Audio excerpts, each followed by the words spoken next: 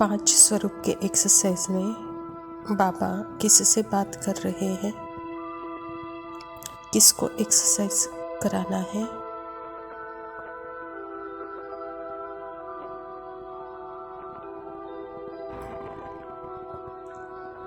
सत्य स्वरूप आत्मा से, क्योंकि यह सारे स्वरूप या संस्कार मुझ आत्मा में ही है और जो सर्व संस्कारों से परे है सत्य स्वरूप।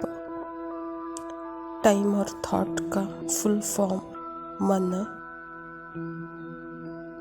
उसको कैसे देख सकता है।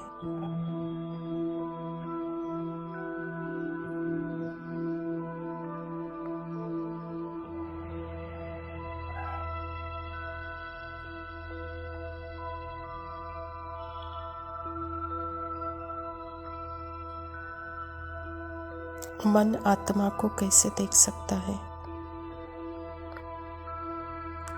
क्योंकि मन आत्मा में है।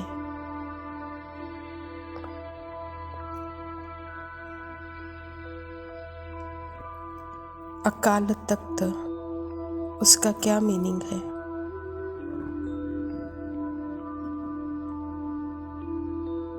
क्या उसका टाइम और स्पेस बियॉन्ड परे है, और जो बियॉन्ड परे है वह कैसे बॉडी में होगी?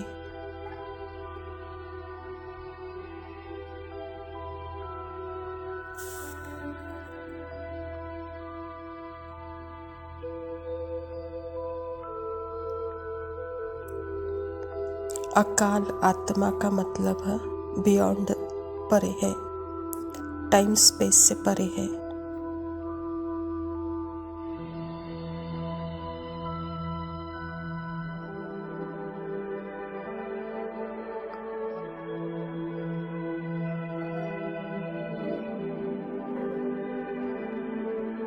अगर मैं सोचूं बॉडी सॉलिड है, बॉडी के अंदर आत्मा है, तो कहाँ अकाल परे है, टाइम स्पेस से परे कहाँ है?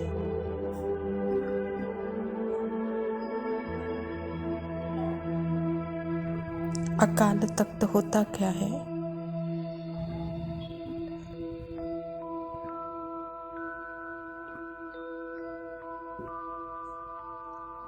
अकाल तख्त टाइमलेस तख्त यानी टाइमलेस सोल।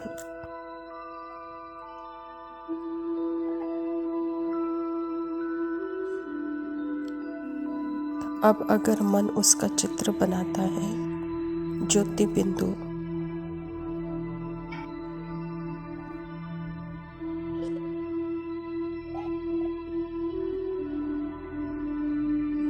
क्या मैं अनादि स्वरूप आत्मा मैं चित्र में मोल्ड में आ सकती हूँ?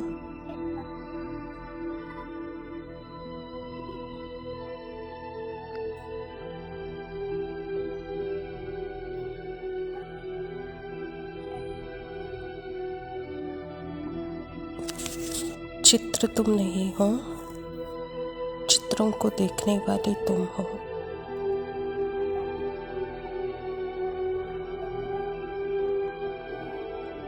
जिसके अंदर तीनों काल है, जिसके अंदर तीनों लोक है। यह है रूहानी मन, एंजेलिक मन और स्थूल मन।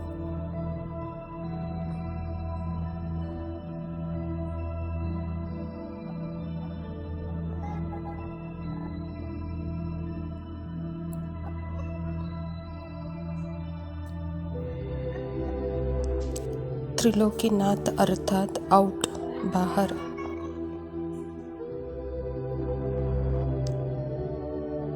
ना लोक के अंदर ना काल के अंदर, वही त्रिलोकीनाथ है। यहाँ रूहानी मन है। इस मन से ही निराकारी रूप और निराकारी टाइम स्पेस से परे अनुभव करते हैं। टाइम स्पेस से परे यह फरिश्ता स्थिति एंजेलिक मन का भी है।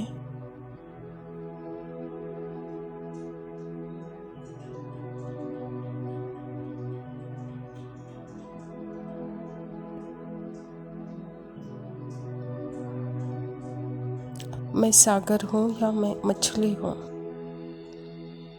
सागर में मछली है तभी जिंदा है।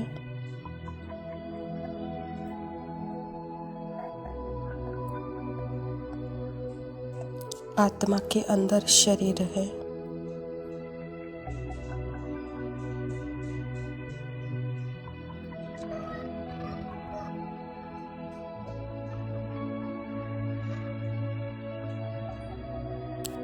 आत्मा के अंदर ही 84 जन्मों के संस्कार है।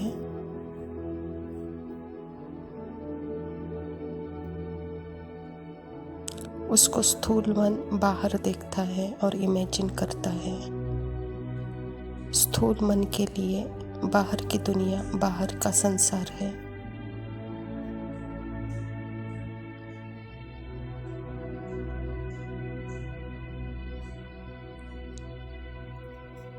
रूहानी मन के लिए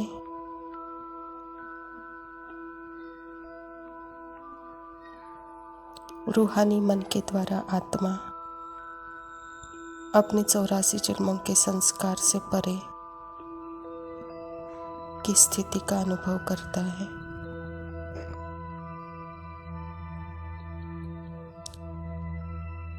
उसके लिए बाबा ही संसार है।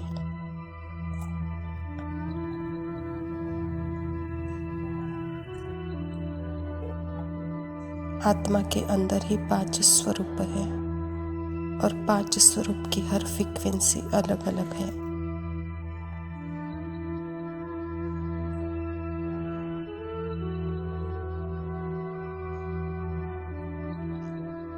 तो सबसे पहले अपने साइलेंस फ्रीक्वेंसी को जानो, तो बाद में सारे स्वरूप की फ्रीक्वेंसी जान जाएंगे।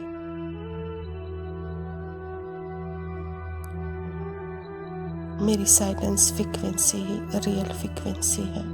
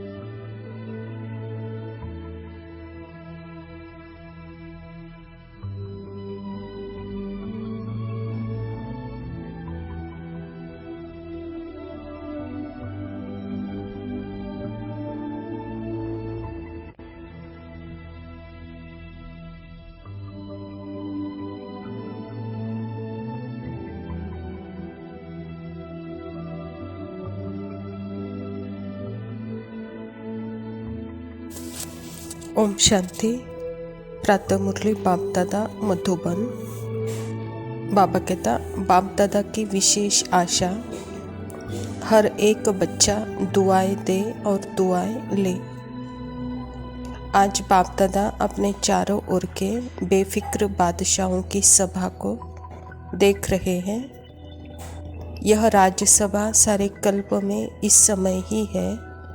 रूहानी फक्र में रहते हो, इसीलिए बेफिक्र बादशाह हो। सवेरे उठते हो तो भी बेफिक्र, चलते हो फिरते कर्म करते भी बेफिक्र, और सोते हो तो भी बेफिक्र नींद में सोते हो। ऐसा अनुभव करते हो ना कि बेफिक्र बादशाह है। बेफिक्र और बादशाह हो, स्वराज्य अधिकारी, इन कर्मेंद्रियों के ऊपर राज्य करने वाले बेफिक्र बादशाह हो, अर्थात स्वराज्य अधिकारी हो। तो ऐसी सभा आप बच्चों की ही है। कोई फिक्र है कोई फिक्र? क्योंकि सारे फिक्र बाप को दे दिया तो बोझ उतर गया ना, फिक्र खत्म, और बेफिक्र बादशाह बन अमूल्य जीवन अनुभव कर रहे हो। सबके सिर पर पवित्रता का लाइट का ताज स्वतः ही चमकता है।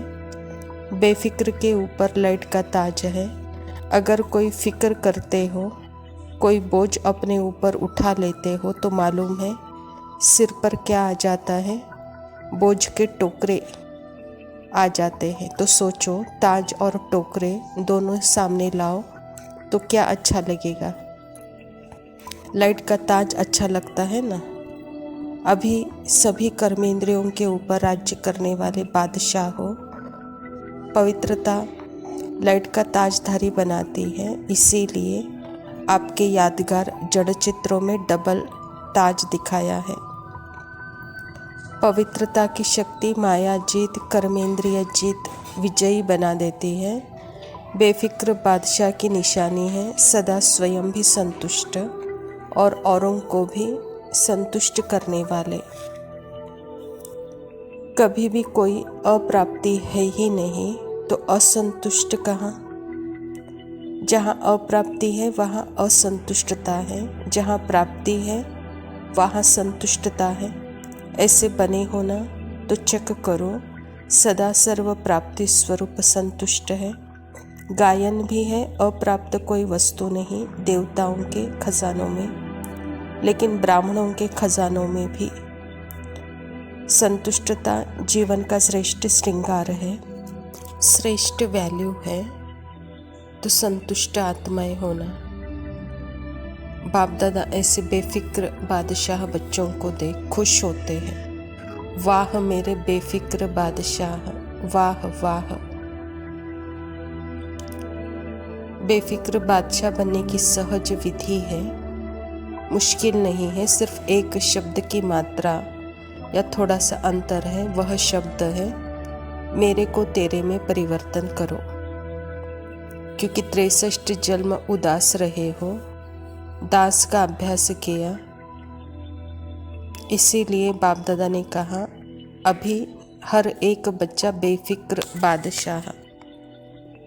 अगर अभी भी कहाँ कोने में फिक्र है तो बाप को दे दो। जब बाप कहते हैं बोझ मेरे को दे दो, आप डबल लाइट हो जाओ, डबल लाइट। बाप दादा सभी बच्चों के पुरुषार्थ का चार्ट चेक कर रहे हैं, चारों ही सब्जेक्ट चेक कर रहे हैं। बाप दादा ने खजाने भी देखे हैं, वह सर्व खजाने कहाँ तक जमा किए हैं। तो जमा का खाता भी बाप दादा ने चेक किया। सबको एक जैसा, एक जितना ही दिया है, कोई को कम कोई को ज़्यादा नहीं दिया है। खजाने जमा होने की निशानी क्या है? खजाने का तो मालूम है ना, सबसे बड़ा खजाना है श्रेष्ठ संकल्पों का खजाना।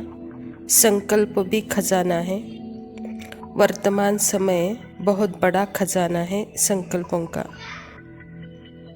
तो वर्तमान समय भी बहुत बड़ा खजाना है, क्योंकि वर्तमान समय में जो कुछ भी प्राप्त करने चाहे, जो वरदान लेना चाहो, जितना अपने को श्रेष्ठ बनाना चाहो उतना अभी बना सकते हो। अब नहीं तो कब नहीं। जैसे संकल्प के खजाने को व्यर्थ गवाया, अर्थात अपने प्राप्तियों को गवाया, ऐसे ही समय के एक सेकंड को भी व्यर्थ गवाया। समय सफल नहीं किया तो बहुत कुछ गवाया। और साथ साथ ज्ञान का खजाना, गुणों का खजाना, शक्तियों का खजाना, और हर आत्मा परमात्मा द्वारा दुआओं का खजाना। सबसे सहज है पुरुषार्थ में, दुआएं दो दुआएं लो। सुख दो सुख लो, न दुख दो न दुख लो। जब बाबा का परिचय मिला है तो परिचय की प्राप्ति तो करनी चाहिए। तो बाप दादा की आशा है हर बच्चा दुआएं देता रहे, दुआओं का खजाना जमा करते जाओ। क्योंकि इस समय जितना दुआएं इकट्ठी होगी, जमा करेंगे, उतना ही पूज्य बनेंगे, तो आत्माओं को दुआ दे सकेंगे। बाबा कहता जितना दुआएं इकट्ठा करेंगे उतना दुआ देंगे, कहता बाबा। अच्छा मीठे मीठे सिकिलते बच्चों प्रति माता पिता बाप दादा का याद प्यार और गुड मॉर्निंग। रूहानी बाप की रूहानी बच्चों को नमस्ते। हम रूहानी बच्चों की रूहानी बाप दादा को याद प्यार और नमस्ते। लव यू बाबा, शुक्रिया। ओम शांति।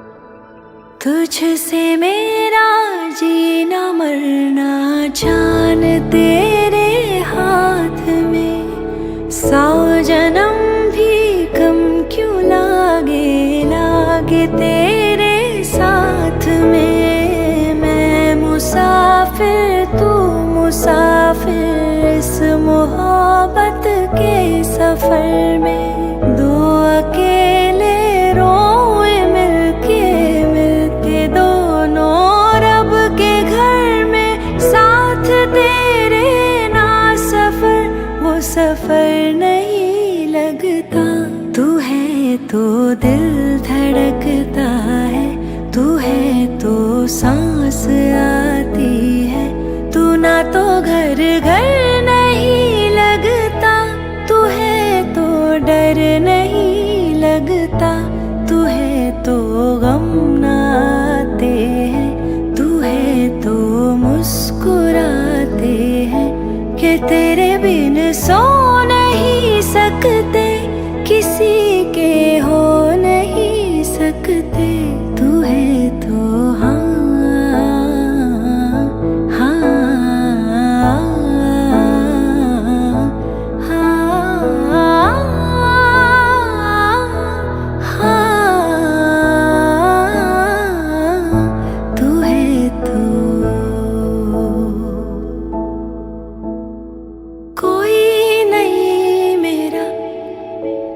जरूरत तेरी लागे ना जिया, देखो ना जो सूरत तेरी। तू है तो दिल धड़कता है, तू है तो सांस आती है।